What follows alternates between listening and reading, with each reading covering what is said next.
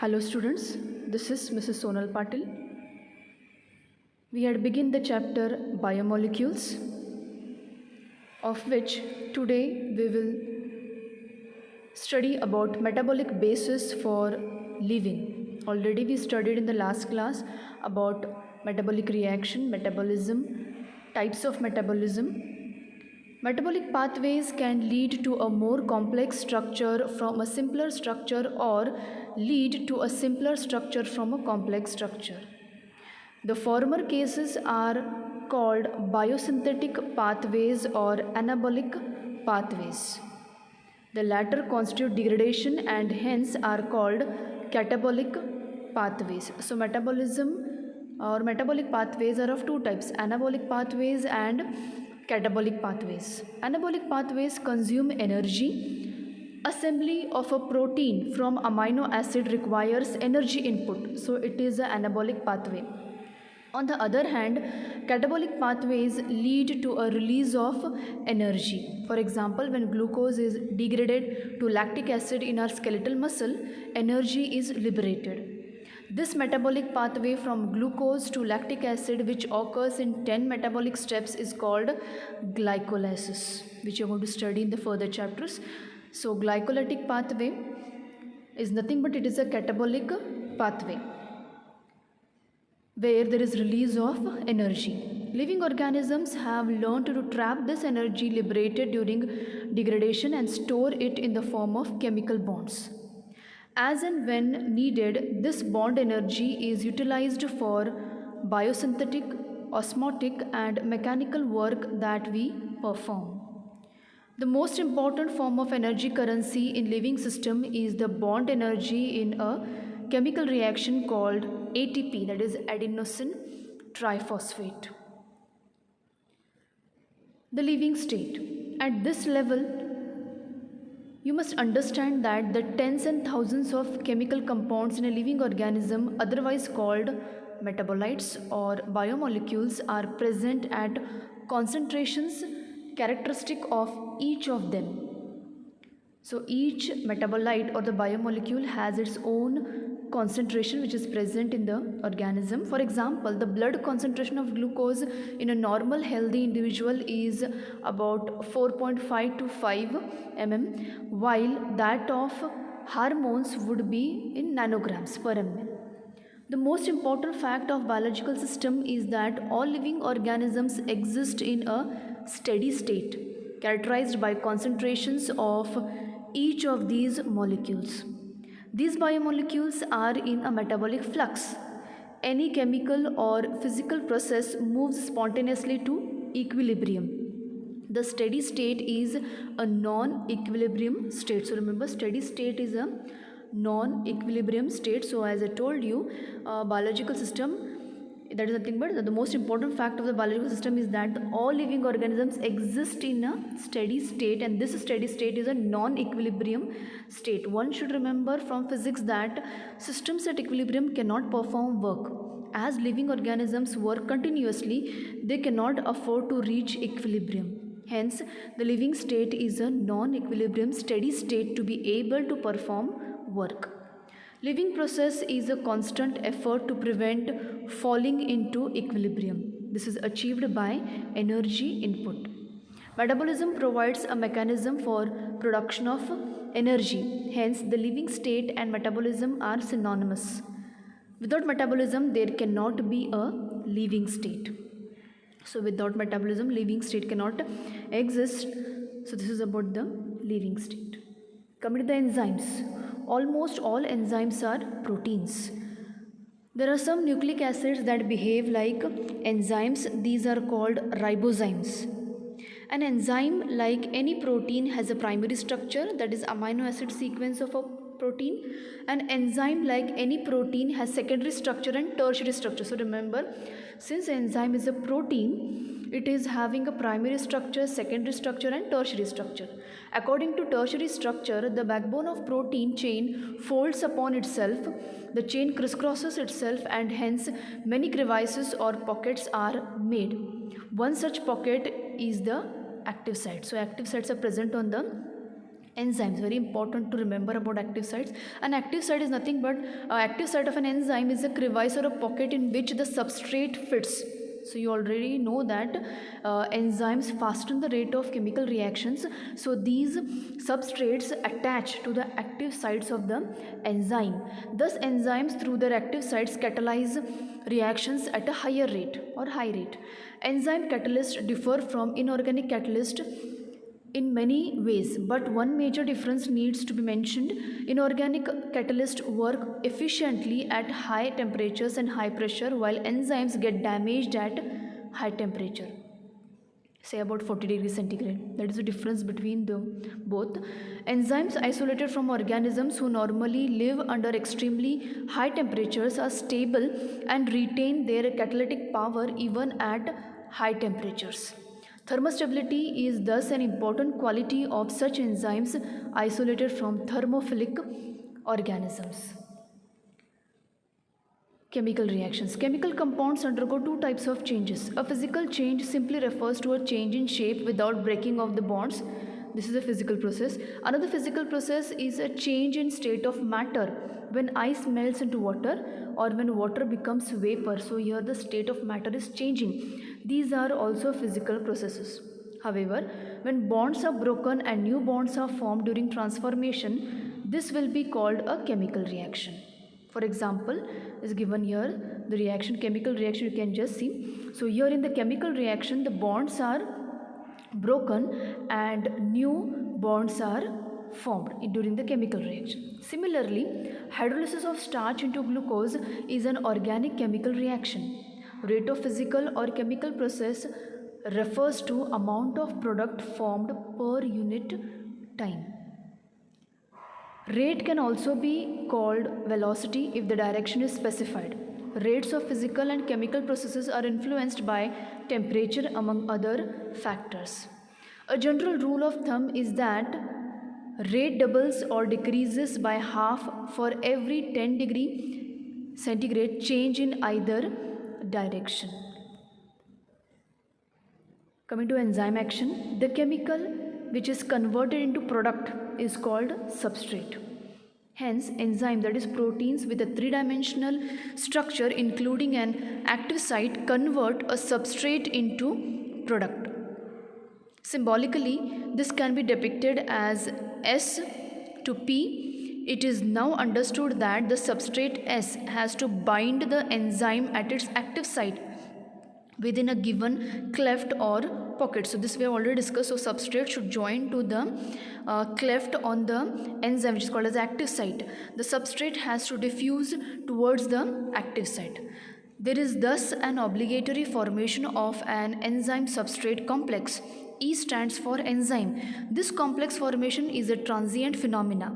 During the state where substrate is bound to the enzyme active site, a new structure of the substrate called transition state structure is formed. Very soon after the expected bond breaking or making is completed, the product is released from the active site. In other words, the structure of substrate gets transformed into the structure of product. The pathway of this transformation must go through the so-called transition state structure. There could be many more altered structural states between the stable substrate and the product. This shows the enzyme action. So here on the x-axis progress of reaction has been shown, y-axis potential energy. Okay, and the transition state you can just see substrate to product. The reaction has been shown. Okay, and then activation of energy without enzyme and activation of energy with enzyme. So this reaction is showing the chemical reaction from substrate to the product involving enzyme and without involving the enzyme. It is showing the activation energy without enzyme and the with enzyme, and the period between these two is called as a transition state. Nature of enzyme action. Each enzyme has a substrate binding site in its molecule so that a highly reactive enzyme substrate complex is produced. This complex is short lived and dissociates into its product. And the unchanged enzyme with an intermediate formation of enzyme product complex, the formation of enzyme substrate complex is essential for catalysis. Activation energy without enzyme potential energy is being depicted over there. The catalytic cycle of an enzyme action can be described in the following steps. First, the substrate binds to active site of the enzyme, fitting in the active site. The binding of the substrate induces the enzyme to alter its shape. So remember, first the substrate will bind to the active site of the enzyme. It fits into its active site, and later the binding of the substrate will include the enzyme to alter. It will alter its shape, fitting more tightly around the substrate. The active site of the enzyme, now in close proximity of the substrate, breaks the chemical bonds of the substrate and new enzyme product complex is formed. The enzyme releases the products of the reaction and the free enzyme is ready to bind to another molecule of substrate and run through the catalytic cycle once again. So this is telling about the enzyme action. Factors which are affecting the enzyme activity. The activity of an enzyme can be affected by a change in the conditions which can alter the tertiary structure of the protein. These include temperature, pH, change in substrate concentration or binding of specific chemicals that regulate its activity. The first factor is temperature and pH. Enzymes generally function in a narrow range of temperature and pH. Each enzyme shows its highest activity at particular temperature and pH, which is called as an optimum temperature and optimum pH. So remember, highest activity of enzyme is present only at particular temperature and particular temperature. So it should have an optimum temperature and the pH. Activity declines both below and above the optimum level. Low temperature preserves the enzyme in a temporarily inactive state, whereas high temperature destroys enzymatic activity because proteins are denatured by heat. So remember, proteins get denatured by heat, so high temperature is not relevant to the enzyme activity. Then the second is concentration of substrate. With the increase in substrate concentration, the velocity of the enzyme action rises at first. The reaction ultimately reaches a maximum velocity which is not exceeded by any further rise in concentration of the substrate. This is because the enzyme molecules are fewer than the substrate molecules, and after saturation of these molecules there are no free enzyme molecules to bind with the additional substrate molecules. The activity of an enzyme is also sensitive to a presence of specific chemicals that bind to the enzyme. When the binding of the chemical shuts off enzyme activity, the process is called inhibition. So when the binding of the chemical shuts off the enzyme activity, the process is called inhibition and the chemical is called inhibitor. So it is inhibiting the reaction. When the inhibitor closely resembles a substrate in its molecular structure and inhibits the activity of the enzyme, it is called as competitive inhibitor. Due to its close structural similarity with the substrate, the inhibitor competes with substrate for substrate binding site of the enzyme. Consequently, the substrate cannot bind, and as a result, the enzyme action declines. Example, inhibition of succinic dehydrogenase by malonate, which closely resembles the substrate succinate in structure. Such competitive inhibitors are often used in control of bacterial pathogens. So these are the factors which are affecting the enzyme activity: temperature and pH, concentration of substrates. Coming to the classification and nomenclature of enzymes. Thousands of enzymes have been discovered, isolated, and studied. Most of these enzymes have been classified into different groups based on the type of reactions they catalyze. Enzymes are divided into 6 classes, each with 4 to 13 subclasses and named accordingly by a 4-digit number. The first is oxidoreductases or dehydrogenases. Enzymes which catalyze oxidoreduction reaction between two substrates S and S dash are called as oxidoreductases, and the reaction is here is called as oxidation reduction reaction. Transferases, second are transferases, enzyme catalyzing a transfer of a group G between a pair of substrate are called as transferases. Hydrolysis are the enzymes which catalyze hydrolysis of ester, ether, peptide, glycosidic, carbon-carbon bond, carbon halide bond, or PN bonds. Lyases, enzymes that catalyze removal of groups from substrates by mechanisms other than hydrolysis, leaving double bonds. Isomerases includes all enzymes catalyzing interconversion of optical, geometric, and or positional isomers. So here positional isomers or the optical isomers are interconverted into each other. Such reactions are called as are catalyzed by isomerases, and the reactions are catalyzed by isomerases. Ligases, enzymes catalyzing the linking together of two compounds are called as ligases. So these enzymes which catalyze the joining of carbon oxygen bonds, carbon sulfur bond, carbon nitrogen bonds. These are ligating, or they are linking together the two compounds. So this is about the classification and nomenclature of enzyme. During this oxidation, you can just skip what the sign which has been shown after the oxidized S reduced plus S oxidized. You can just skip the sign which has been shown after that. By mistake it has been printed there.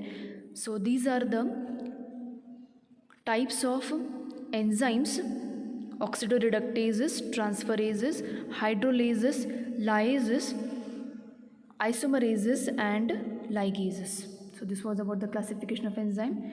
Coming to the cofactors, enzymes are composed of one or several polypeptide chains. However, there are a number of cases in which non-protein constituents called cofactors are bound to the enzyme to make the enzyme catalytically active. In these instances, the protein portion of enzymes is called the apoenzyme. Three kinds of cofactors may be identified: prosthetic groups, coenzymes, and metal ions. Prosthetic groups are organic compounds and are distinguished from other cofactors in that they are tightly bound to the apoenzyme. For example, in peroxidase and catalase, which catalyze the breakdown of hydrogen peroxide to water and oxygen, heme is the prosthetic group and it is a part of active site of the enzyme. Coenzymes are also organic compounds, but their association with the apoenzyme is only transient, usually occurring during the course of catalysis. Furthermore, coenzymes serve as cofactors in a number of different enzyme catalyzed reactions. The essential chemical compounds of many coenzymes are vitamins. Example: coenzyme nicotinamide adenine dinucleotide NAD and NADP. A number of enzymes require metal ions for their activity, which form coordination bonds with side chains at the active site and at the same time form one or more coordination bonds with the substrate. Example: zinc is a cofactor for the proteolytic enzyme carboxypeptidase. Catalytic activity is lost when the cofactor is removed from the enzyme, which testifies that they play a crucial role in the catalytic activity of the enzyme. So this was about the cofactor. With this we have completed the chapter. In the next class we will begin with the next chapter. Thank you.